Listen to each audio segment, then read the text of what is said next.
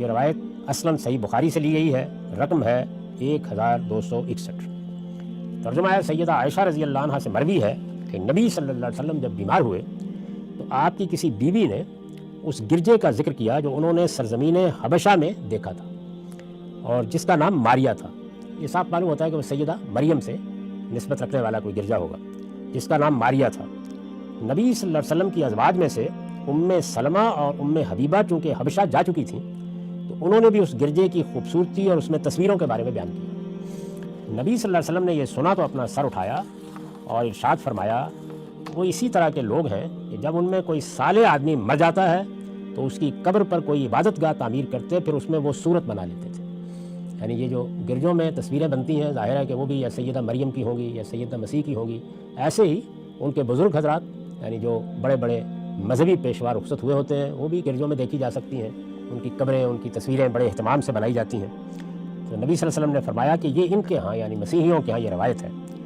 ارشاد فرمایا، قیامت کے دن یہی لوگ اللہ کے نزدیک بدترین خلائق ہوں گے۔ اس سے آپ اندازہ کر سکتے ہیں کہ پرستش کے لیے یا عبادت گاہوں میں تصویریں بنانا یا مجسمے کھڑے کرنا، اس کو اللہ کا پیغمبر کس نگاہ سے دیکھتا ہے۔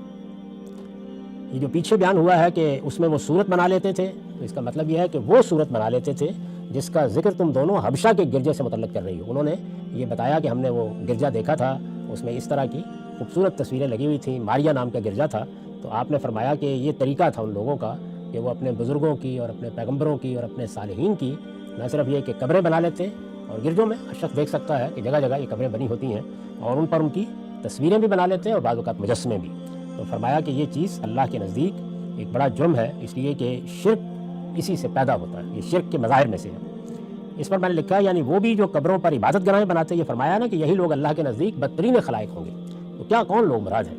یعنی وہ بھی جو قبروں پر عبادت گاہیں بناتے ہیں اور وہ بھی جو اپنے صالحین کی تصویریں ان میں آویزاں کرتے ہیں، دونوں ہی جرم ہیں۔ اس طرح کی عبادت گاہوں میں نہ قبریں بنانے کو ہمارے دین میں گواہ کیا گیا ہے اور نہ اس طرح کی صالحین کی تصویریں لگانے یا اس طرح کے مجسمے بنانے کو پسند کیا گیا ہے۔ اس کی وجہ وہی ہے، میں نے آپ سے عرض کیا کہ اسی سے کسی نہ کسی درجے میں شرک کی ابتدا ہو جاتی ہے۔ یہ تصویریں ہیں جن کو ہمارے دین میں ممنوع ٹھہرایا گیا تھا۔ تصویروں کے بارے میں جتنی روایتیں ہیں ان سب کو پڑھنے کے بعد یہ بالکل واضح ہو جاتا ہے کہ اس کا ان تصویروں سے کوئی تعلق نہیں ہے جو اس وقت بنائی جا رہی ہیں، تعلیم کا ذریعہ بن رہی ہیں، ابلاغ کا ذریعہ بن رہی ہیں۔ یہ لوگ اپنے شوق سے اپنے آبا کی یا کسی کی تصویر بنا لیتے یا لگا لیتے ہیں، اس کا کوئی تعلق نہیں ہے۔ جن تصویروں کی مذمت کی جا رہی ہے اور جنہیں ہدف تنقید بنایا جا رہا ہے اور جن کے بنانے والوں کے بارے میں یہ کہا جا رہا ہے کہ یہی لوگ اللہ کے نزدیک بدترین خلائق ہوں گے، تو یہ وہ تصویریں ہیں کہ جو معبدوں میں بنائی جاتی ہیں، جو شرک کا ذریعہ بنتی ہیں، جن کے ذریعے سے لوگوں کے اندر مشرکانہ جذبات کی انگیخت ہوتی ہے۔ اس طرح کی تصویروں کو رسول اللہ صلی اللہ علیہ وسلم نے ممنوع قرار دیا اور اس کے ساتھ ان لوگوں کو بھی وعید سنائی ہے جو ایسی تصویریں بناتے ہیں۔ عن ابی برصد الغنوی قال قال رسول اللہ صلی اللہ علیہ وسلم لا تجلسوا علی القبور ولا تصلوا الیہا۔ یہ صحیح مسلم کی روایت ہے، رقم ہے 1620۔ ترجمہ ہے ابو برصد رضی اللہ عنہ سے نے بیان کیا ہے کہ رسول اللہ صلی اللہ علیہ وسلم نے فرمایا، قبروں پر نہ بیٹھا کرو اور نہ ان کی طرف رخ کر کے کبھی نماز پڑھو۔ بیٹھیں گے تو ظاہر ہے کہ قبروں پر اعتکاف کی، چلہ کشی کی صورتیں پیدا ہوں گی، قبروں سے استمداد کے تصورات پیدا ہوں گے، قبر والوں کے بارے میں طرح طرح کے نئے فلسفے ایجاد ہوں گے، ان کو زندہ اور فیض رساں سمجھا جائے گا۔ تو ان سب چیزوں کی بنیاد کو ڈھا دینے کے لیے رسول اللہ صلی اللہ علیہ وسلم نے فرمایا کہ نہ قبروں پر بیٹھا کرو اور نہ ان کی طرف رخ کر کے کبھی نماز پڑھا کرو۔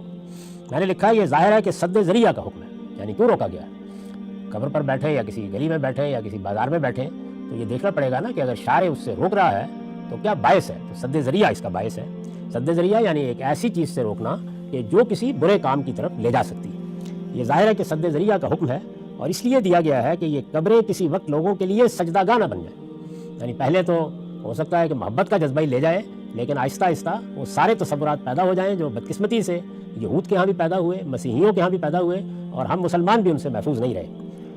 سجدہ گاہ نہ بن جائیں اور اس کے نتیجے میں وہ شرک جیسے جرم کے مرتکب ہونے لگیں۔ چنانچہ یہی ہدایت ہے جس کی خلاف ورزی کے نتائج ہم بعد کے زمانوں میں صالحین کے مقبروں پر دیکھتے ہیں۔ یعنی اللہ کے پیغمبر کی اگر اس ہدایت کو پیش نظر رکھا جاتا اور اس میں طرح طرح کی تعویلیں نہ کی جاتی تو سد ذریعہ کا حکم تھا، اس سے فی الواقع وہ دروازہ بند ہو جاتا، وہ کھلتا ہی نہ۔ لیکن جب اس کی خلاف ورزی کی گئی اور شروع میں جب خلاف ورزی ہوتی ہے تو کچھ تعویل کر کے ہو جاتی ہے، لیکن اللہ کے پیغمبر نے تنبیہ فرمائی تھی کہ یہ کام کرو گے تو یہ نتیجہ اس کا نکلے گا۔ تو بعض موقعوں کے اوپر کوئی چیز اس لیے ممنوع قرار دی جاتی ہے کہ وہ اپنی ذات میں یہ غلط کام ہوتا ہے، جیسے بدکاری کرنا ہے, جھوٹ بولنا ہے, ملاوٹ کرنا ہے, اور بعض موقعوں کے اوپر اس لیے کسی چیز سے روک دیا جاتا ہے درحال کہ وہ اپنی ذات میں کوئی ممنوع چیز نہیں ہوتی کہ وہ غلط نتائج تک لے جا سکتی ہے, غلط کاموں کی طرف ترغیب کا ذریعہ بن سکتی ہے, اس کے بدن سے برائیاں جنم دے سکتی ہیں, اس لیے کہ برائیاں کبھی بانج نہیں ہوتی, وہ تو پھر آہستہ آہستہ اپنی اولاد پیدا کرتی چلی جاتی ہیں. تو یہاں حضور نے فرمایا کہ قبروں پر نہ بیٹھنے کے لیے اہتمام کیا کرو اور نہ ان کی طرف رخ کر کے کبھی نماز پڑھا کرو. ان میں سے جو کام بھی کرو گے وہ شرک تک لے جانے کا ذریعہ بن کر رہے گا, اس کو ابتدا ہی میں روک دو, اگر یہاں نہیں روکو گے تو پھر نتائج بھی دیکھنا پڑے گا. وآخر دعوانا الحمدللہ.